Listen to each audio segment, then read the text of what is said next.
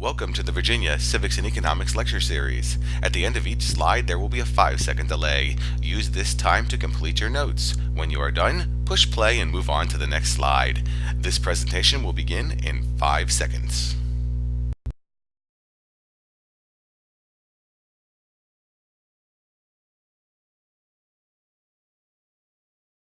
Welcome to Virginia Civics and Economics Lecture 5.7 on paying for our government, and let's look at that old adage, money doesn't grow on trees.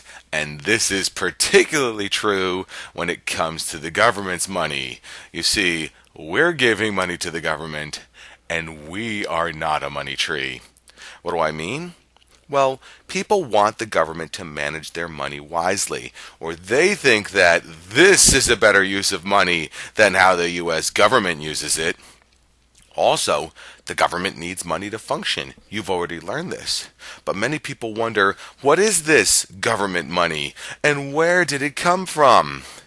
So this leads us to try and answer two important questions.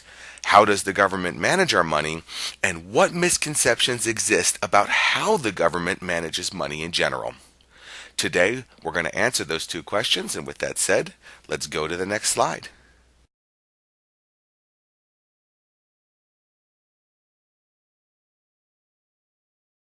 It has long been said that the only two things we can't escape are death and taxes. But when it comes to the federal income tax, this is a recent problem.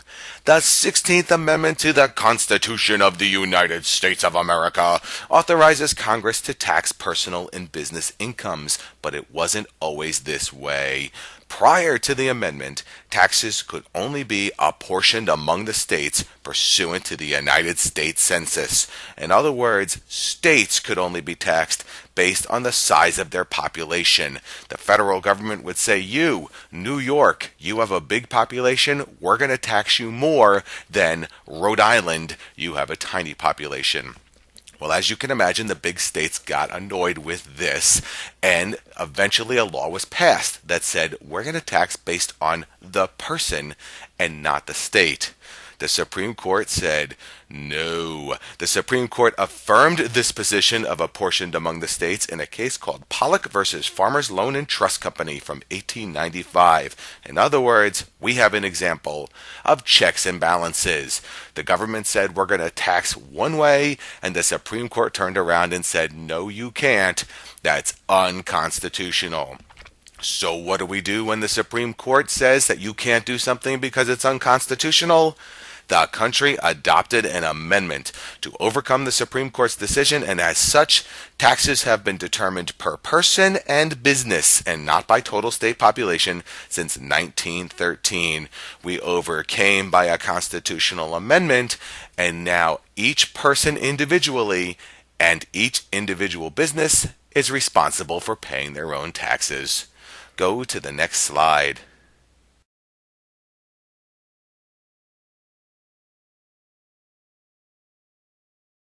Now that we know how the government collects money from us, it's time to look at the facts on government spending. The government has run at a deficit. They spend more money than they collect for 45 of the last 50 years.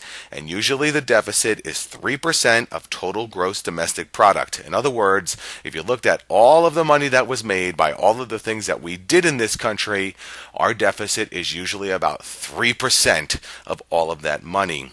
So we've got to make up that difference, and to do that, we're going to call in bond. Not that bond. To make up the difference, the government controls the amount of funds to be borrowed by selling treasury securities or bonds. And here's how this works. Bond holders, those are the people who buy bonds from the government, make money by getting back the money they loaned to the government plus interest over time, as well as selling bonds on a market. Pretty straightforward. The money raised from the sale of bonds is used to fund the needs of the government. Here's the thing. More bonds are sold with a higher rate of return when the economy is not doing as well. In other words, it costs more for the government to operate as people need more help. Because of this, the interest rate on a bond is used to determine the overall health of an economy. So let's not look at the US for a second and let's look at Italy. This is a country that a few years ago had a problem.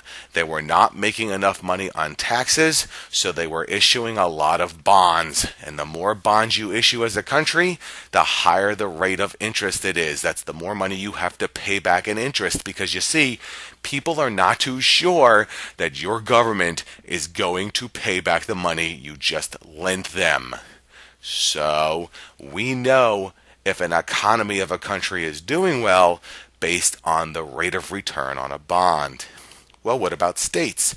Many states are required by their constitutions to have a balanced budget.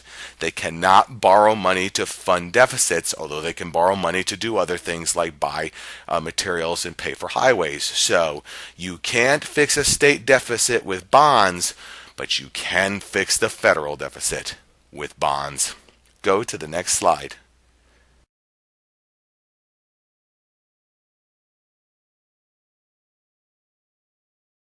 Most people do their civic duty and pay their dollar to state and federal governments.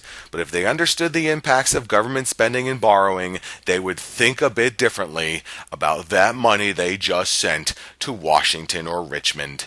The impacts of government spending on the economy include the following. Increased government spending increases demand, which may increase employment and production, and decreased government spending reduces demand, which may result in a slowing of the economy. The government is a major employer as it supplies services and buys materials for the military, government projects like road building, and other activities. In other words, the more money the government spends, the more people will be employed by the government, and the more materials will be needed by the government. And to make those materials and to provide services, other people need to be employed. On the other hand, if government slows down its spending, less people are going to be directly employed by the government. The government's going to need less materials and services, and less people will be employed on that end. What's the catch? Well, here's the deal. Increased government spending may result in higher taxes. You've got to pay more taxes as an individual if you want your government to spend more money, while decreased government spending may result in lower taxes. If you don't want to give so much money to the government, you're going to have to expect that the government is going to do less. This is a balancing test, and in the next slide we'll talk about the different ideologies or ideas behind that balancing test. The impacts of government borrowing on the economy include increased government borrowing reduces funds available for borrowing by individuals and businesses, while decreased government borrowing increases funds available for borrowing by individuals and businesses. In other words, when the government is borrowing more money, there is less money available for private folks to borrow money, and those interest rates go up. But when decreased government borrowing happens, that means we're borrowing less money as a government, the funds for borrowing by individuals and businesses, they become more. So government spending and borrowing is very important on the economy. Go to the next slide.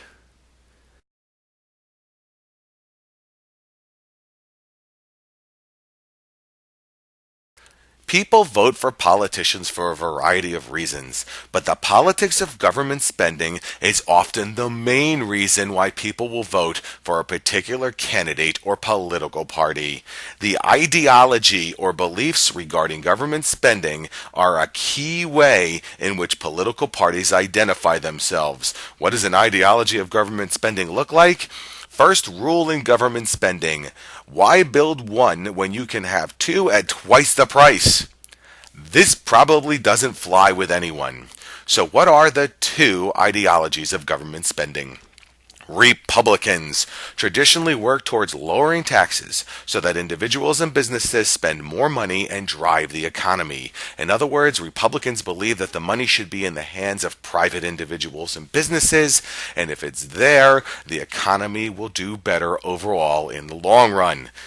Democrats traditionally work towards maintaining or raising taxes so that the government can provide more services to the general public. In other words, Democrats believe that the government is here for a reason, and that is to provide services to the people. So we need to make sure that we are spending money in order to provide those services. This is one of the major splits in politics. So when you get to the next election, look for it. Thank you for watching this lecture, and I look forward to seeing you in class.